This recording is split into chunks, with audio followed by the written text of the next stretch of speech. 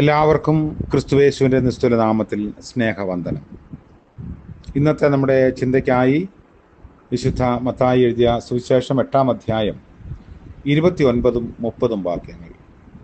മത്തായി 8-ന്റെ 29-ഉം 30-ഉം വാക്യങ്ങൾ. അവർ നിലവിളിച്ചു, ദൈവപുത്ര, ഞങ്ങൾക്കും നിനക്കും തമ്മിൽ എന്ത്? സമയത്തിന് മുൻപേ ഞങ്ങളെ ദണ്ഡിപ്പിപ്പാൻ ഇവിടെ വന്നുവോ എന്ന് പറഞ്ഞു. അവർക്കകലെ ഒരു വലിയ പന്നിക്കൂട്ടം മേഞ്ഞുകൊണ്ടിരുന്നു. കർത്താവിൻ്റെ പരിശുദ്ധ നാമം വാഴ്ത്തപ്പെടട്ടെ. ഭൂതഗ്രസ്തനിലുള്ള ഭൂതങ്ങൾ മനുഷ്യപുത്രനെ ദൈവപുത്രനെന്ന് തിരിച്ചറിഞ്ഞു. അവൻ അവരെ തക്ക സമയത്ത് ന്യായം വിധിക്കുമെന്നും ദൈവത്തിൻ്റെ ശിക്ഷാവിധി നടപ്പാക്കുമെന്നും തിരിച്ചറിഞ്ഞ ഒരു പ്രതികരണമാണ് ഈ വാക്കുകളിൽ കാണുന്നത്. അവർ വിശ്വസിക്കുകയും വിറയ്ക്കുകയും ചെയ്തു. അവർക്ക് യേശുവുമായി യാതൊരു കാര്യമില്ലെന്നും അതുകൊണ്ട് ഏതെങ്കിലും തരത്തിൽ യേശുവിനെ ആ ഇടത്തു നിന്ന് പറഞ്ഞു വിടാനുമൊക്കെ അവർ ശ്രമിക്കുകയാണ്. പലപ്പോഴും നമ്മുടെയൊക്കെ ജീവിതത്തിൽ ഇങ്ങനെയാണ്. കർത്താവിൻ്റെ സാന്നിധ്യം നമ്മിൽ ചില അസ്വസ്ഥതകൾ ഉളവാക്കും. അതുകൊണ്ട് അകലെ മാറി നിൽക്കാനുള്ള ഒരു വലിയ പരീക്ഷണം നമുക്കുണ്ടാവാം. ഈ ഭൂതഗ്രസ്തൻ അല്ലെങ്കിൽ മത്തായി വിവരിക്കുന്ന 2 ഭൂതഗ്രസ്തർ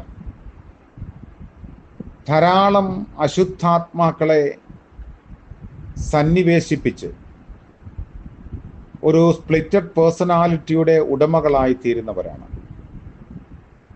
എന്നാൽ അവരെ കർത്താവ് ആരാണ് എന്ന് തിരിച്ചറിഞ്ഞ് പ്രതികരിക്കുന്നു.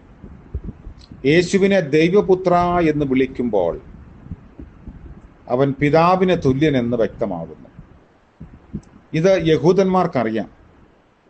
അതുകൊണ്ട് അവനെ കൊല്ലുവാൻ ആഗ്രഹിച്ചു എന്നതാണ് സുവിശേഷ വേദഭാഗങ്ങളിൽ നമ്മൾ വായിക്കുന്നത്. യേശുവിനെ ദൈവപുത്ര എന്ന് വിളിക്കാൻ മനുഷ്യർക്ക് കഴിയും, എന്നാൽ അവനോട് യാതൊരു ബന്ധവും പുലർത്തി എന്ന് വരികയില്ല. കർത്താവിനോട് ബന്ധമില്ലെങ്കിലും കർത്താവ് ദൈവപുത്രനാണ് എന്ന് സമ്മതിക്കുന്നതിനും പ്രഘോഷിക്കുന്നതിനും നമുക്ക് സാധിക്കും. കർത്താവ് തൻ്റെ മാതാവായ മറിയോട് പറഞ്ഞ വാക്ക് എൻ്റെ പിതാവും നിങ്ങളുടെ പിതാവും എന്നാണ്. ഇതിൽ നിന്നും അവൻ്റെ പുത്രത്വവും നമ്മുടെ പുത്രത്വവും തമ്മിലുള്ള വ്യത്യാസം വളരെ സ്പഷ്ടമാണ്. പുത്രൻ എന്നതിന് പ്രാഥമികമായിട്ട് സൃഷ്ടിക്കപ്പെട്ട ആൾ എന്നാണ് അർത്ഥം. കർത്താവിൻ്റെ ദൈവത്വത്തെക്കുറിച്ചുള്ള ചിന്ത മർക്കോസ് പ്രദാനം ചെയ്യുന്നു. ആ ഭൂതഗ്രസ്തൻ കർത്താവിനെ നമസ്കരിച്ചു. ആരാധന ദൈവത്തിന് മാത്രമുള്ളതാണ്. അപ്പോൾ ദൈവത്തെ അംഗീകരിക്കാതെയും ഉൾക്കൊള്ളാതെയും ഇരിക്കുന്നവർക്കും ദൈവത്തെ നമസ്കരിക്കാൻ കഴിയും എന്നതാണ് ഈ ഒരു വേദഭാഗം വ്യക്തമാക്കുന്നത്. നമ്മുടെ ഉള്ളിൽ കർത്താവിനെ സ്വീകരിച്ച് പൂർണ്ണമായ വിശ്വാസത്തോടും ഭക്തിയോടും രക്ഷാ നിർണയത്തോടും കൂടെ ദൈവത്തെ ആരാധിക്കാനും മഹത്വപ്പെടുത്താനും നമുക്ക് സാധിക്കണം. നമ്മിലുള്ള എല്ലാ അന്ധകാരത്തിൻ്റെ ശക്തികളെയും അകറ്റിക്കളയാൻ കർത്താവ് നമ്മളെ സമീപിക്കുമ്പോൾ വിനയത്തോടും കൂടുതൽ പ്രത്യാശയോടും കൂടെ ദൈവസന്നിധിയിൽ നമ്മളെ തന്നെ താഴ്ത്തണം. നമ്മൾ കർത്താവിനെ ആരാധിക്കുന്നു, കർത്താവിനെ അറിയുന്നു എന്ന് പറയുന്നു എങ്കിലും നമ്മുടെ ജീവിതത്തിൽ ചില കാര്യങ്ങൾ ഇനിയും തിരസ്കരിക്കേണ്ടതായിട്ടുണ്ട്. ഭൂതഗ്രസ്തൻ്റെ അശുദ്ധാത്മാവിനെ പന്നിക്കൂട്ടങ്ങളുടെ ഇടയിലേക്ക് അകറ്റിയ കർത്താവ് നമ്മിലെ അരുതായ്മകളെ, ഇരുട്ടിൻ്റെ ശക്തികളെ അകറ്റാൻ കഴിവുള്ളവനാണ്, വല്ലഭനാണ്. അങ്ങനെ സ്വതന്ത്രമായ ആത്മീയ ജീവിതം നയിപ്പാൻ നമുക്കും സാധിക്കട്ടെ. അതിനായി പ്രാർത്ഥിക്കാം.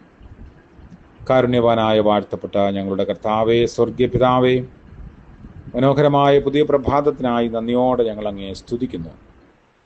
ഇന്ന് പകൽക്കാലം ആത്മീയ സ്വാതന്ത്ര്യത്തോടെ ജീവിപ്പാൻ ഞങ്ങളെ ശക്തീകരിക്കണമേ. ഞങ്ങളിലുള്ള ബന്ധനങ്ങളെയെല്ലാം അവിടുന്ന് അകറ്റണമേ. ദൈവത്തോടുള്ള ബന്ധത്തിൽ ജീവിപ്പാനും പ്രവർത്തിപ്പാനും അങ്ങയെ പിൻപറ്റാനും ഞങ്ങളെ സഹായിക്കണമേ. യേശുമശിഹാ മൂലം പ്രാർത്ഥിക്കുന്നു. കൃപയോടെ കേൾക്കുമാറാകണമേ. ആമേൻ. സകല ബുദ്ധിയെയും കവിയുന്ന ദൈവത്തിൻ്റെ അളവറ്റ കൃപയും സാന്നിധ്യവും നമ്മോടുകൂടെ എന്നും എന്നേക്കും ഉണ്ടായിരിക്കുമാറാകട്ടെ. ആമേൻ.